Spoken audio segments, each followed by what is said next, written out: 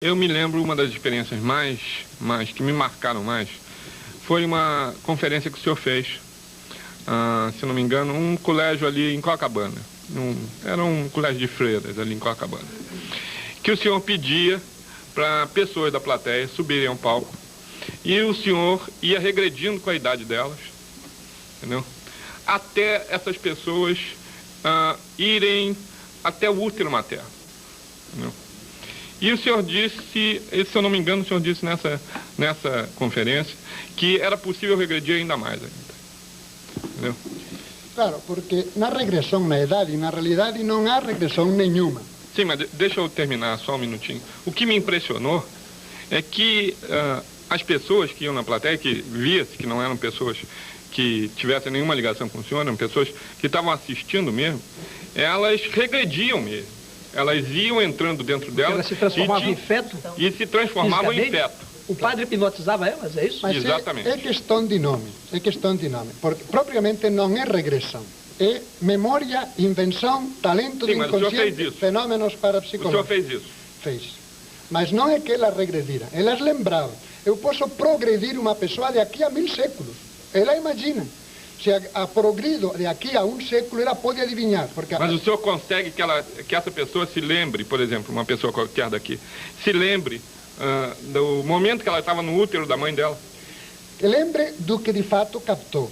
Antes de 3, 4 meses de vida uterina, até os 3, 6 anos depois, vai se melianizando os nervos. Antes dos 3 meses de vida uterina, os nervos não estão recobertos pela mielina. Então, sentem, mas não diferenciam. Ele não pode lembrar do que não captou. Então, uma pessoa que diga que se lembra de quando o espermatozoide chocou com o óvulo, está inventando ou está adivinhando no médico, mas ele não regrediu. E uma pessoa pode pensar que regrediu uma vida anterior, que não houve. Está inventando ou adivinhando coisas de outra pessoa. Como posso progredi-la? É um erro de interpretação. Até onde o senhor consegue que essa pessoa regrida? Regredir, ela não vai ser do tempo onde que está. Mas ela pode lembrar o que captou, pode adivinhar em outro ou pode inventar. Então, posso regredir, entre aspas, a 1000 séculos ou progredir a 1000 séculos. Quer dizer, na realidade não vou. Padre Quevedo, então o que ela disser ao senhor nesse processo não é necessariamente uma verdade. Claro. É isso? Claro. Não tem uma ligação imediata com o real. Claro. Pode ser produto da fantasia dela. Claro, claro. Ô, padre, por isso... o senhor está dirigindo como nesse interregno de censura, etc. Mas o senhor poderia dar um perfeito detetive. Um papo assim, o senhor regredir e contava o crime ou não? O padre Quevedo, eu queria fazer uma pergunta. Então, eu queria que o senhor me explicasse um pouco essas pessoas que têm o dom da adivinhação. Como é que é isso, padre Quevedo? O dom todos temos. As faculdades parapsicológicas são extranormais para normais. A faculdade, como tal, todo mundo tem. E a pessoa que manifesta não é um dom, é um defeito. É um desequilíbrio que pode ser momentâneo.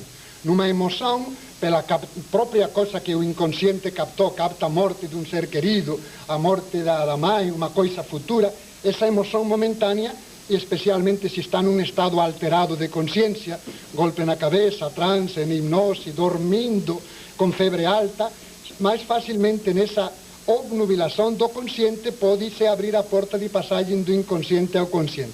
A faculdade, como tal, todo mundo tem. A manifestação é parapsicológica, à margem do comum. Mas a manifestação como tal é um defeito. Claro que o defeito pode ser uma dor de cabeça ou uma úlcera a muitos graus.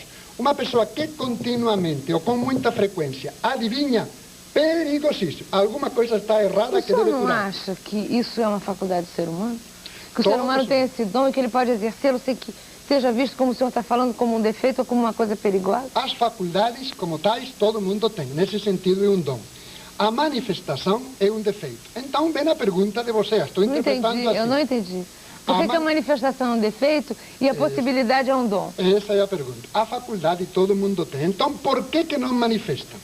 Há muitas teorias. Eu gosto da teoria de Wissinger, contra a teoria de Charles Richet, prêmio Nobel em Fisiologia, contra a teoria de Bossano, espírita, mas um bom teórico. Segundo Wissinger, as faculdades que nós temos eram para a situação em que Deus criou ao homem. Uma argumentação filosófica, teológica, etc. Com um corpo impassível. Acontece que o homem, por mau exercício da sua liberdade, perdeu essa coisa chamada metaforicamente paraíso terrestre.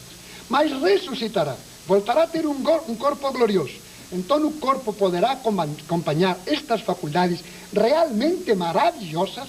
Somos os reis da criação, feitos à imagem e semelhança de Deus. Mas o corpo hoje não consegue acompanhar. É como um tustênio de uma lâmpada de 200 volts. E as faculdades são de 200.000 volts. Queimam. As pessoas que fomentam os fenômenos parapsicológicos estragam os nervos, perdem a autodeterminação consciente, podem ficar até loucos. Então, no estado atual da ciência, no futuro, perguntem a Júlio Verne, são faculdades perigosas. Mas o senhor não tem algumas dessas faculdades, padre? Graças a Deus, espero não ter nenhuma. Não? 2 vezes em toda a minha longa vida tive 2 casos de telepatia. Mas telepatia, quem nunca teve uma dor de cabeça? Alguma que outra vez, todo mundo pode ter. Mas só, não tenho nenhuma faculdade parapsicológica.